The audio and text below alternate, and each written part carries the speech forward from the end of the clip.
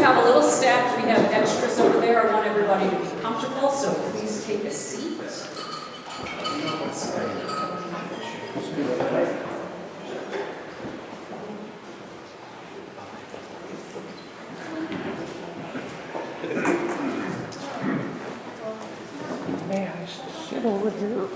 Thank you all so much for being here. Welcome to the Attleboro Arts Museum and to the opening reception for A Contemporary Narrative, Impressions of Civil War Memorabilia from the Attleboro Arts Museum's permanent collection.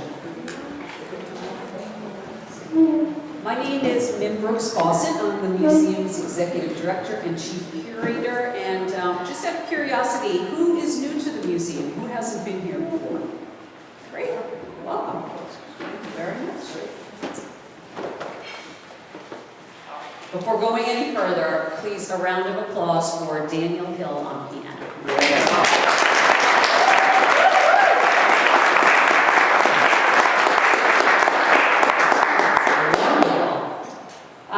I'd also like to thank the museum's trustees, staff, volunteers, and Contemporary Narrative's talented and dedicated installation team. I sincerely appreciate their willingness to listen to me as I consider just the right paint color to represent Union Blue. Nailed it. Additionally, I want to acknowledge the valued exhibition sponsors for A Contemporary Narrative. We have the Attleboro Cultural Council, the Mass Cultural Council, the family of Gary J. Oliveira, and the South Coast Community Foundation. The Attleboro Arts Museum annually mounts an exhibition featuring selections from the permanent collection. The themes of the exhibition and works of art change each year and have, for example, explored jewelry designs prepared for local manufacturers and American paintings from the late 1800s representing land and sea. This year, the historic objects gifted to the organization by the estate of Civil War Union Major Everett Southworth Horton of Attleboro are featured. Major Civil War memorabilia is a unique segment of the museum's permanent collection, as it is the last remaining component of the early days of the museum's collection when it included items of historical interest, along with works of visual art. Everett Horton was born in Attleboro in 1836, and as a teenager he began working in his father's store, where he eventually became the owner.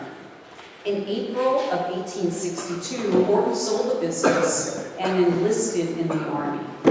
He served in Civil War battles, including the Battle of the Wilderness, the Battle of Spotsylvania Courthouse, the Battle of Cold Harbor, and the Battle of Petersburg. During this time, he attained the rank of major. Horton was commanding the 58th Regiment when he was captured and taken prisoner in 1864 during the Battle of Poplar Springs Church. He remained a prisoner in several Confederate camps until his release in 1865. Now, this history is of particular interest to me, as some of you know, two of my children, my twins, my guys, are named Grant and Jackson. And unlike their namesakes, they have never been on opposing sides, but we do have a particular love for history in my family. Back to Major Horton. After the war, he returned to Attleboro, where he became a partner in Horton Angel Jewelry Company, chairman of the board of selectmen, served in both the Massachusetts House of Representatives and the Senate, and was one of the founders of the Attleboro Public Library. And with that, I've deliberately woven a layer of the library into this exhibition, right on the wall as you enter. In partnership with the APL, particularly Amy Rillinger and Carrie Sylvia, you'll find a reading space, offering books for adults and young readers covering Civil War conflicts, prominent Black artists, and more. This exhibition, A Contemporary Narrative, marries selections from Horton's wartime artifacts with a contemporary work of art created by an invited Black visual artist. It also honors Black History Month and its 2024 theme of African Americans and the arts. After viewing a segment of the Horton collection, the artist chose objects to interpret in their personal style and medium. Each piece is accompanied by a statement from the artist, outlining the concept behind their work and how the permanent collection piece inspired their visual response. I do want to thank each exhibitor for seizing this opportunity and for working with me to, first point, help demonstrate the Attleboro Arts Museum's commitment to arts for everyone, share their artistic voice through this creative challenge, and to best understand my thoughts behind launching a contemporary narrative. And earlier on a thank you slide, you saw Reverend Cheryl Harris's name. I do want to point out that Cheryl Harris was an early advisor, and Cheryl is here, and helped me to formulate how to organize this exhibition in the museum curatorially and from a developmental standpoint. So I do thank you so much. All right. Here were the thoughts behind launching the exhibition. That it was necessary to share impressions of history, even when history rests far beyond grim and painful. And that institutions, such as museums, should open their doors to a range of voices, experiences, and backgrounds, making communication rich with diversity, consideration, and respect. This should not happen exclusively during a commemoratory month. It should be woven into the fabric of our everyday. Our artists were brave in their contemporary art explorations. They all took their own route and provided thoughtful and personal points of reflection with a variety of tones and approaches. Some are optimistic and hopeful, while others are contemplative and probing. I'm grateful for their talent and expressions and recognize that it's vital to offer our public platforms, such as this museum, for their work.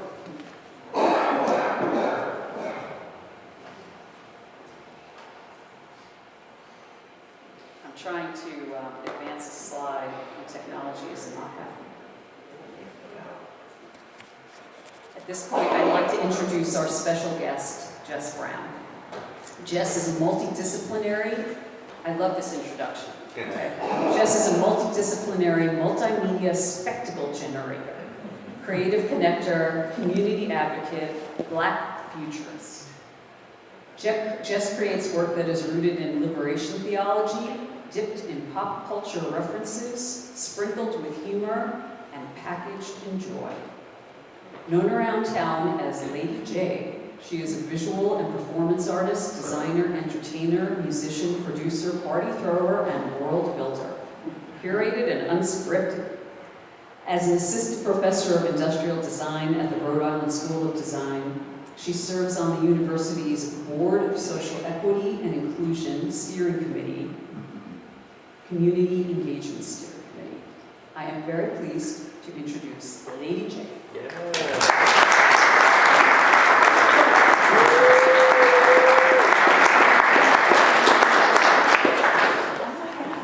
Hello, family. How are we tonight? All right. No, y'all don't hear me. I said, hello, family. How are we tonight? Y'all know where this is going. It's Black History Month. Let me raise this a little bit taller than men. Suddenly, I'm feeling a little bit nervous, which means something's right and the energy's right. Again, I'm a professor at RISD, but I'm also an artist, and I'm an activist, and I'm a community builder. I build spaces for critical conversation in my work, and if this isn't a space for critical conversation, I don't know what is. So I'll keep remarks brief, but one, to the museum, thank you for having me here. Mim, thank you. I really appreciate it to be in space with you all, and on a Thursday night. Feels really good. I want to make 3 points about this show before I get to how fabulous the artwork is, right? So, number one, when Mim had reached out to me, I was skeptical of what the show was. And I think if you're an artist of color, if you're a Black artist, you understand what I mean when I saw that call for art. And so there's a hesitancy that happens when we see this. Who's putting on the show? Where is it going to be? Who are the curators? Are we being tokenized in this work? Are we supposed to perpetuate a certain message? And I was worried about who this major was. I didn't know what side he was on, so I had to do some research first. I had to do some research. So those are my first things. And then I did some verification, and I had a call with Min and asked some questions, and you gave me a lot of wonderful answers. So it was really great to understand the museum's bona fides and Min's bona fides, seeing where her heart was, where she was coming from. As a curator, seeing the opportunity that she had to bring others into this space who might not normally get that, have that opportunity. And seeing the care that you were taking with that, and talking about the people you surrounded yourself with and what your intention was. So with that, I knew I could go to the next step, right?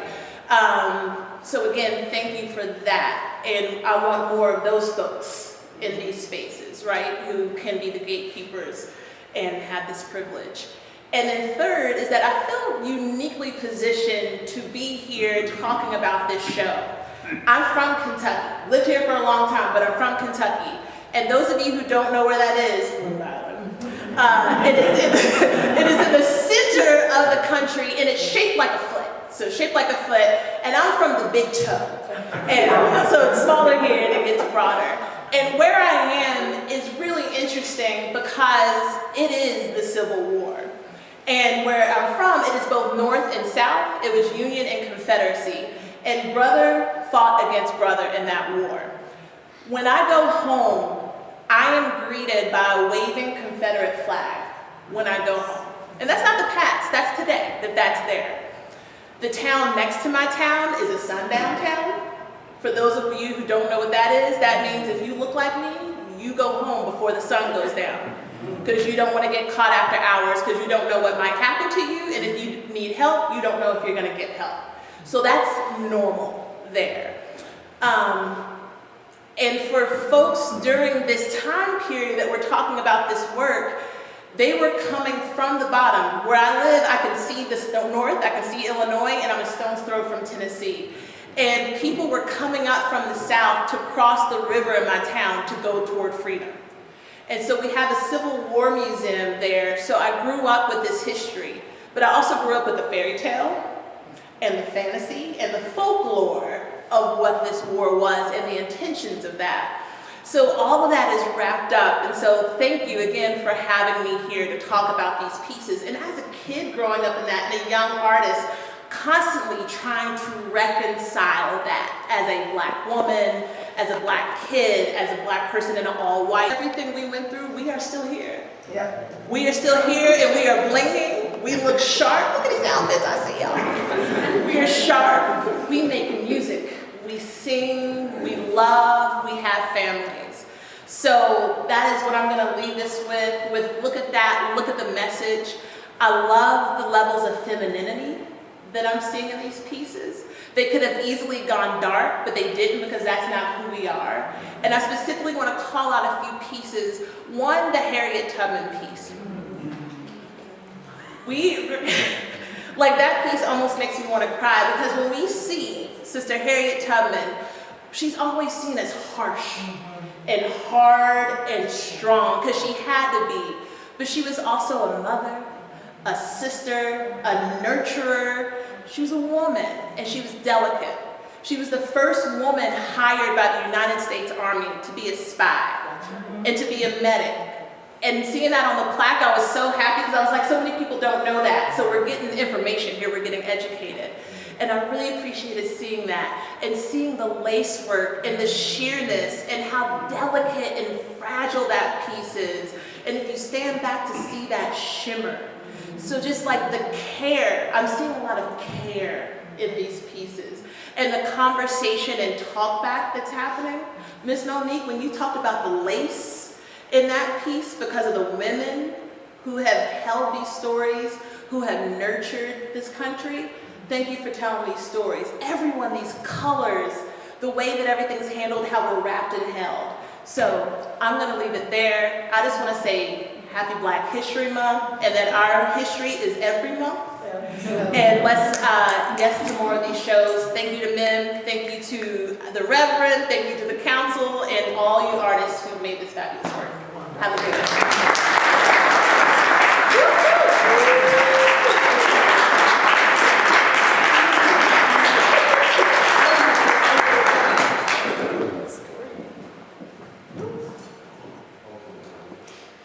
I just said to Jess, I'm so happy that I'm here. Does he hear that? All right, collect myself. I want to introduce our exhibiting artists to all of you. I will say that not all of them are here this evening. One is in Western Mass in a wonderful residency at Mass MoCA, that's nice. And one is in sunny, it might be sunny right now, sunny California, and that's Quincy. But we do have a Quincy Harding representative contingents plan there. And then, and I think maybe one other artist wasn't able to make it.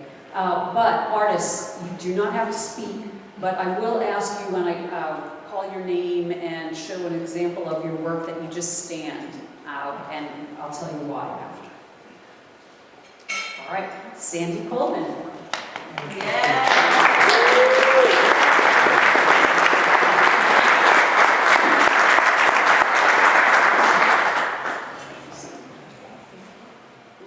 Lamerchi Frazier.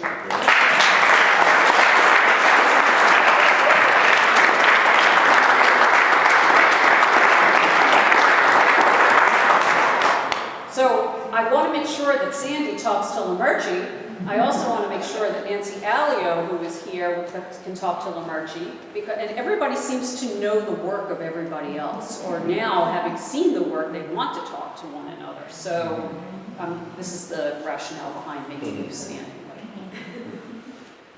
Quincy Harding, representing Quincy.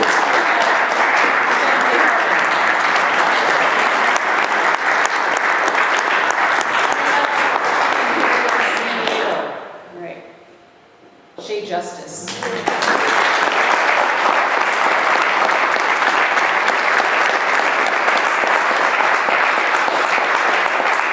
Thank you so much.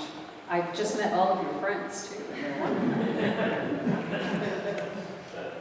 Gwendolyn Lanier.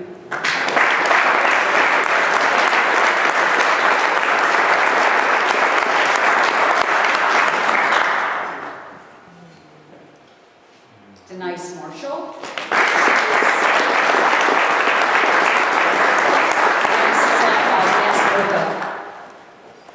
And wishes she could be here. Sean Martins.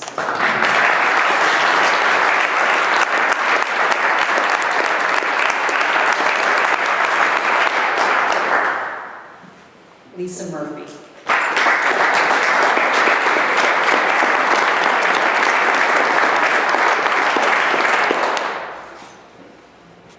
And Monique Roll Johnson.